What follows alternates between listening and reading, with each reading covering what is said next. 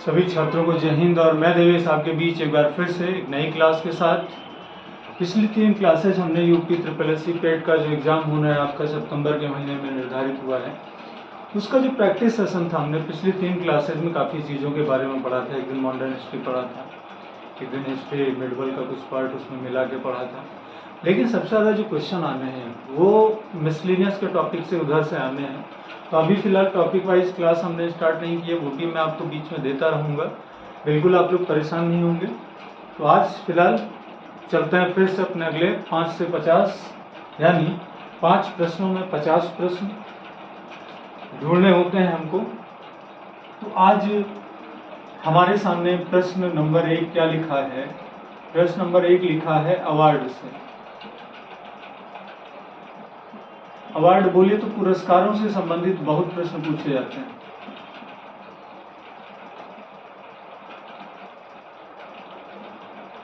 पुरस्कारों से संबंधित बहुत सारे प्रश्न पूछे जाते हैं और हम देखते हैं यहाँ पे कि हमारे सामने एक प्रश्न लिखा है। क्वेश्चन लिखा था पुलित्जर पुरस्कार।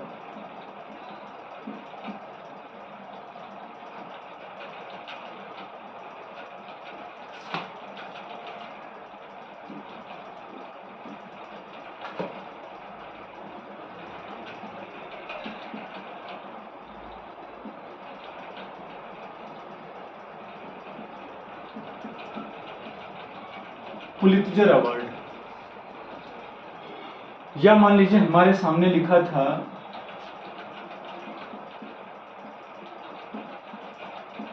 Ramon Magsaysay award.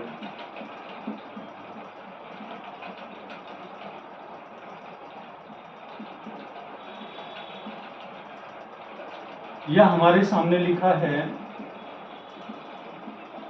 Kalinga award.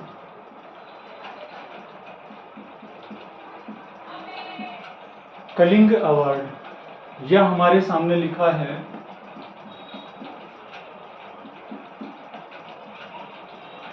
Gold man award. या हमारे सामने लिखा है ग्रैमी अवार्ड।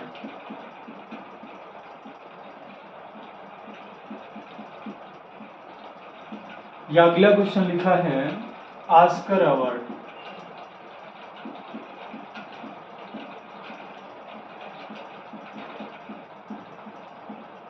या अगला क्वेश्चन लिखा है golden globe award.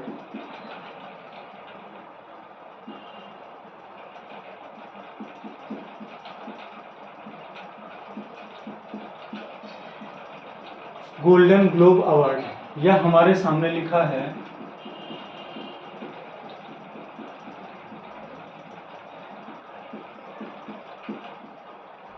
Abel award. Abel award हमारे सामने अगला क्वेश्चन लिखा है। यह लिखा है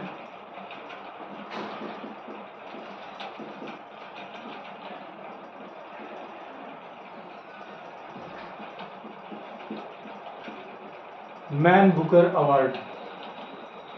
मैन बुकर अवार्ड, या हमारे सामने अगला क्वेश्चन लिखा है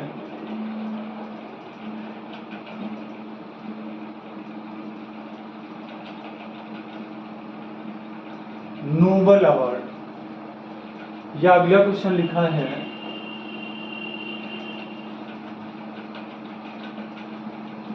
सरस्वती अवार्ड। या अगला क्वेश्चन लिखा है व्यास अवार्ड। या अगला क्वेश्चन लिखा है Jnanpith award.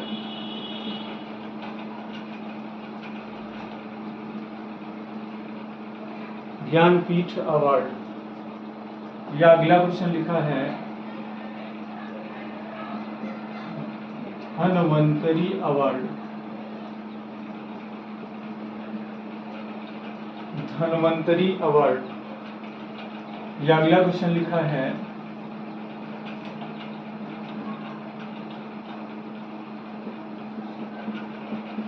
Kalidas award.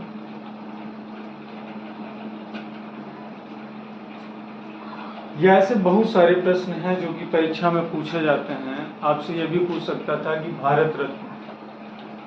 Bharat Ratna award,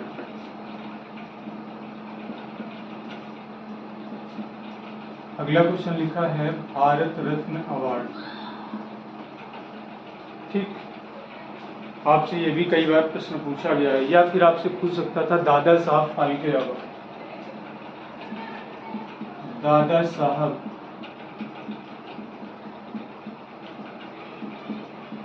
Phalke award. यह प्रश्न आपके सामने लिखा था भाभा अवार्ड,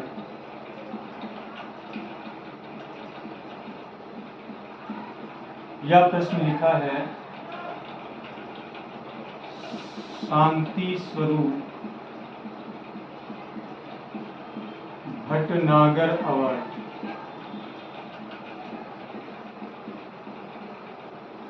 यह प्रश्न लिखा था बोरलाग अवार्ड,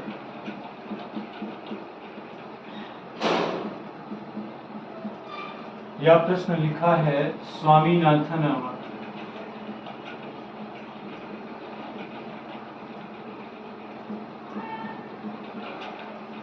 स्वामीनाथन अवार्ड। तो इस प्रकार से आपसे बहुत सारे प्रश्न पूछे जाते हैं। इसके अलावा और भी प्रश्न थे, जैसे द्रोणाचार्य अवार्ड,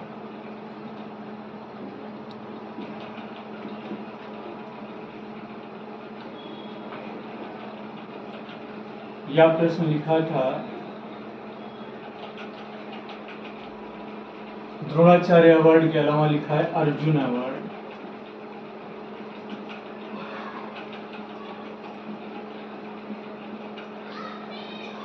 इस प्रकार से हमारी परीक्षाओं में प्रश्न अक्सर पुरस्कारों से संबंधित पूछे जाते हैं, बहुत पूछे जाते हैं। सबसे पहले हम लोग देखते हैं, हमारे सामने पहला क्वेश्चन जो लिखा है, सबने देखा होगा, लिखा हुआ है पुलित्जर अवार्ड। पुलित्जर अवार्ड पूछ रहा है किस क्षेत्र में दिया जाता है। पुलित्जर अवार्ड जो है ये पत्रकारिता के क्षेत्र में,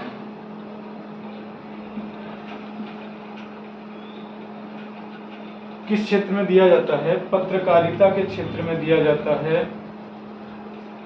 1917 में इसकी शुरुआत हुई थी, 1917 के आसपास, तब से ये पुरस्कार दिया जा रहा है, पुलित्जर पुरस्कार। जोसेफ पुलित्जर के नाम से ये पुरस्कार यूएसए के द्वारा दिया जाता है, यूएसए। तो पहले प्रश्न का जो आपका उत्तर है वो आपके सामने। दूसरा प्रश्न आपके सामने लिखा है रेमन मैग्सेसे पुरस्कार, काफी बार एग्जाम में आ चुका है। फिलीपींस के पूर्व राष्ट्रपति, यानी फिलीपींस के जो दूसरे राष्ट्रपति थे, उन्हीं के नाम पे इस पुरस्कार को दिया जाता है फिलीपींस की सरकार के द्वारा। फिलीपींस की राजधानी है मनीला, और फिलीपींस में आपने पढ़ रखा होगा, मनीला में एशियाई विकास बैंक यानी एडीबी का मुख्यालय भी स्थित है। एडीबी की स्थापना 1966 में हुई थी, और वहीं पर अंतर्राष्ट्रीय धान शोध संस्थान भी स्थित है। ठीक, तो यहाँ पे आपसे कई बार ये प्रश्न पूछा जाता है, और किस क्षेत्र में दिया जाता है। ये आपको जो है 3 से 4 जो सेक्टर हैं वो अलग अलग उसके द्वारा दिया जाता है, अलग अलग क्षेत्रों में। तो पहला तो सरकारी सेवा,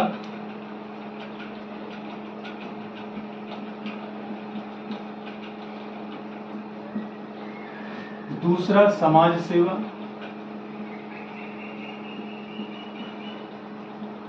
सरकारी सेवा और समाज सेवा, इसके अलावा पत्रकारिता,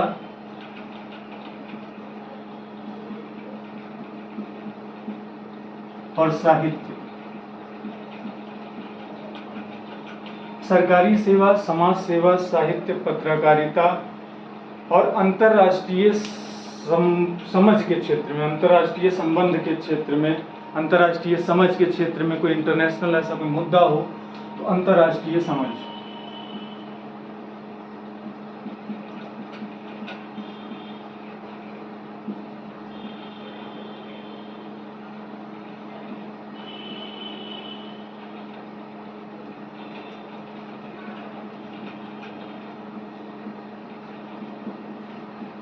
इस प्रकार से ये इतने क्षेत्रों में प्रदान किया जाता है रेमन मैग्सेसे पुरस्कार। किस देश के द्वारा? फिलीपींस। फिलीपींस, अभी अभी मैंने बताया फिलीपींस से रिलेटेड 2 से 3 प्रश्न आपके सामने कि फिलीपींस के द्वारा ये दिया जाता है। और इस पुरस्कार की शुरुआत 1958 के आसपास हुई थी। 1958 से इस पुरस्कार को अब तक दिया जाता है, रेमन मैग्सेसे। इसके अलावा एक प्रश्न और बनता है रेमन मैग्सेसे से। रेमन मैग्सेसे अवार्ड को एशिया का नोबल भी कहा जाता है, एशिया का नोबल। इसे हम एशिया का नोबेल पुरस्कार भी कहते हैं। इस प्रकार से प्रश्न आपके आते हैं, ठीक है। यहाँ हम मिटा दे रहे हैं, फिर से ध्यान देंगे क्योंकि ये इतना भर गया नहीं, तो यहाँ हम लिख दे रहे हैं, यहाँ ध्यान देंगे आप लोग।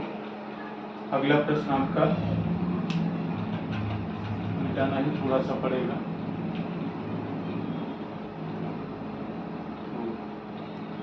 आते हैं अगले प्रश्न की तरफ। अगला प्रश्न आपके सामने लिखा है कलिंग पुरस्कार, जो कि विज्ञान के क्षेत्र में दिया जाता है। और विज्ञान के क्षेत्र में ये कौन देता है? इसे यूनेस्को देता है। UNESCO, United Nation Educational Scientific Cultural Organization, जो कि एक अंतर्राष्ट्रीय संगठन है जिसका मुख्यालय पेरिस में है। पेरिस फ्रांस की राजधानी है, जो कि सेन नदी के किनारे स्थित है। यहीं पर एफिल टावर भी है, ठीक। तो यहाँ से भी प्रश्न आता है, कलिंग पुरस्कार किस क्षेत्र में दिया जाता है? विज्ञान के क्षेत्र में। और किस संस्था के द्वारा दिया जाता है? तो यूनेस्को के द्वारा दिया जाता है। विश्व धरोहर सूची, जो दुनिया की विश्व धरोहर सूची को लिस्ट करता है, उसको डायरेक्ट करता है, उसको उस प्रोग्राम को चलाता है, वो यूनेस्को है। और उसी के द्वारा इस क्षेत्र में ये पुरस्कार दिया जाता है। इसको आपको ध्यान रखना है, कलिंग पुरस्कार की, ठीक। कई बार आपकी परीक्षाओं में ये भी प्रश्न पूछा जा चुका है, कलिंग पुरस्कार का भी, और पूछा जाता ही है। प्रश्न ये भी आ जाता है कि कलिंग पुरस्कार की शुरुआत कब हुई थी? तो इसकी शुरुआत हुई है 1952 में। अब अगला प्रश्न आपके सामने लिखा है गोल्डमैन अवार्ड। और गोल्डमैन अवार्ड जो है ये एनवायरमेंट यानी पर्यावरण के क्षेत्र में, और किस देश के द्वारा दिया जाता है? यूएसए के द्वारा। मेधा पाटेकर नर्मदा बचाओ आंदोलन से संबंधित हैं, उनको ये अवार्ड मिल चुका है। रेमन मैग्सेसे अवार्ड पहला भारतीय कौन था? तो विनोबा भावे थे, जिन्होंने भूदान आंदोलन चलाया था, जिन्होंने पौनार आश्रम की स्थापना की थी। भूदान आंदोलन की शुरुआत उन्होंने हैदराबाद से की थी। आज वो इलाका तेलंगाना के पास चला गया फिलहाल। तो रेमन मैग्सेसे की शुरुआत, रेमन मैग्सेसे अवार्ड पाने वाला प्रथम भारतीय व्यक्ति विनोबा भावे। महिला की बात किया जाता तो किरण बेदी जवाब होता। गोल्डमैन अवार्ड पाने वाली तो फिर मेधा पाटेकर, जो कि नर्मदा बचाओ आंदोलन से संबंधित हैं, तो आपने इसको भी पढ़ा होगा, उनको मिला था। बात आई अगला, ग्रैमी पुरस्कार। ग्रैमी अवार्ड जो है ये संगीत के क्षेत्र में दिया जाता है, म्यूजिक के। और इस अवार्ड को भी यूएसए की सरकार के द्वारा दिया जाता है। अगला प्रश्न है ऑस्कर। ऑस्कर अवार्ड जो है ये मूवी के क्षेत्र में यानी फिल्म के क्षेत्र में दिया जाता है। और इस पुरस्कार को भी यूएसए के द्वारा ही दिया जाता है। अगला प्रश्न लिखा है golden globe. Golden globe award भी फिल्म, म्यूजिक और सिनेमा मिला करके दिया जाता है। और ये ब्रिटिश एकेडमी के द्वारा दिया जाता है, ब्रिटेन में, जहाँ से बाफ्टा दिया जाता है, वहीं से ये गोल्डन ग्लोब भी दिया जाता है। अगला प्रश्न लिखा था एबेल पुरस्कार। ये बहुत ध्यान देंगे, मैथमेटिक्स के क्षेत्र में, गणित के क्षेत्र में इसे दिया जाता है। और इसे हम गणित का नोबेल भी कहते हैं। इस अवार्ड गणित का नोबेल और किस देश के द्वारा दिया जाता है? तो ये नॉर्वे के द्वारा दिया जाता है। नॉर्वे, जिसकी राजधानी ओस्लो, नॉर्वे, ओस्लो से, जहां से हम नोबेल का शांति पुरस्कार प्राप्त करते हैं, वहीं से ये दिया जाता है। अगला प्रश्न आपके सामने बहुत ही अच्छा क्वेश्चन लिखा है, काफी बार एग्जाम में भी आ चुका है। प्रश्न आपके सामने लिखा है man Booker award. Man Booker award ये लिटरेचर में दिया जाता है, यानी साहित्य के क्षेत्र में। साहित्य के क्षेत्र में मैन बुकर अवार्ड दिया जाता है। और मैन बुकर अवार्ड ये 1969 के आसपास इसकी शुरुआत हुई थी। और ये किसके द्वारा दिया जाता है? तो मैन बुकर अवार्ड ये भी यूएसए के द्वारा दिया जाता है। अब बात आई नोबेल अवार्ड की। सबको पता है कि 1901 में डायनामाइट के आविष्कारक अल्फ्रेड नोबेल की याद में स्वीडन के द्वारा 5 क्षेत्रों में, बाकी एक क्षेत्र अभी अभी मैंने कहा शांति का नोबेल, वो नॉर्वे की सरकार के द्वारा, बाकी नोबेल अवार्ड जो 5 कैटेगरी के हैं, 5 कैटेगरी बोले तो साहित्य, चिकित्सा, भौतिकी, रसायन और अर्थशास्त्र, ये पांचों दिया जाता है स्वीडन के द्वारा, स्वीडिश यानी स्वीडन, राजधानी स्टॉकहोम, और बाकी जो एक बचा शांति का नोबेल पुरस्कार ये देता है ओस्लो यानी नॉर्वे। ठीक, बाकी 5 कैटेगरियां स्वीडन सरकार के द्वारा दी जाती हैं। सबसे लास्ट में किसे जोड़ा गया था, तो अर्थशास्त्र को सबसे लास्ट में जोड़ा गया था नोबेल पुरस्कारों की श्रेणी में। अब बात आती है सरस्वती सम्मान। सरस्वती सम्मान ये साहित्य के क्षेत्र में दिया जाता है। व्यास सम्मान भी साहित्य के क्षेत्र में दिया जाता है। ज्ञानपीठ अवार्ड, ज्ञानपीठ ये भी साहित्य के क्षेत्र में। अच्छा, ज्ञानपीठ से एक प्रश्न का ध्यान देंगे, ये भारत का साहित्य में दिया जाने वाला सबसे बड़ा पुरस्कार है। भारत सरकार का साहित्य के क्षेत्र में दिया जाने वाला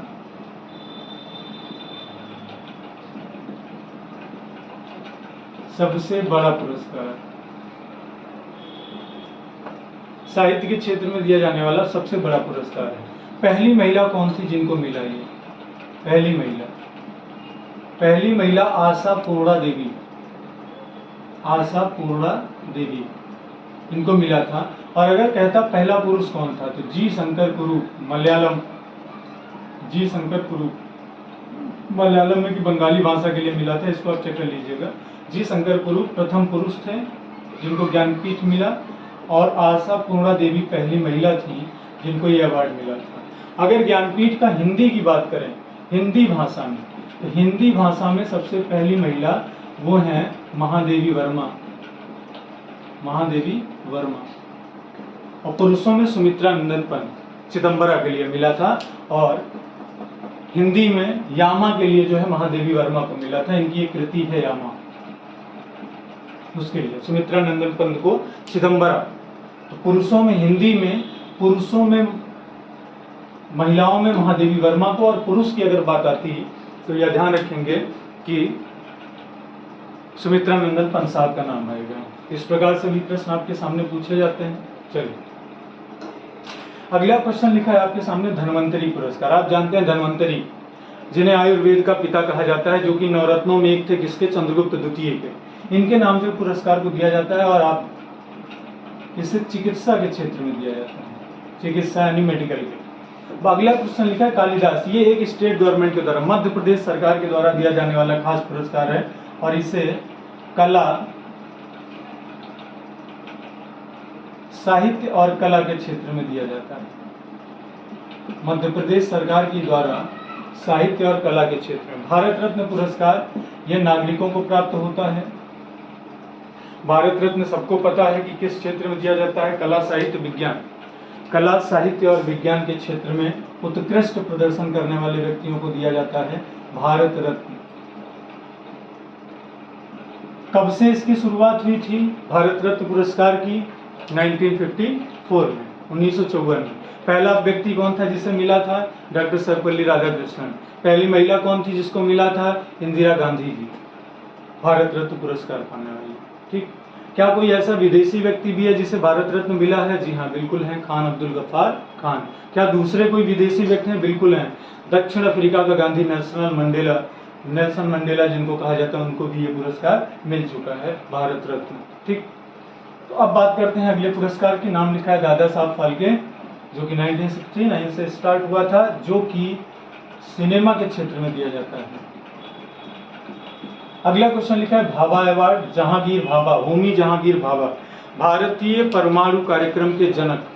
भारत में परमाणु कार्यक्रम के जनक हैं होमी जहांगीर भाभा, और इनसे रिलेटेड क्वेश्चन आया है, तो आप इसको विज्ञान के क्षेत्र में यानी रसायन विज्ञान के क्षेत्र में ये पुरस्कार दिया जाता है।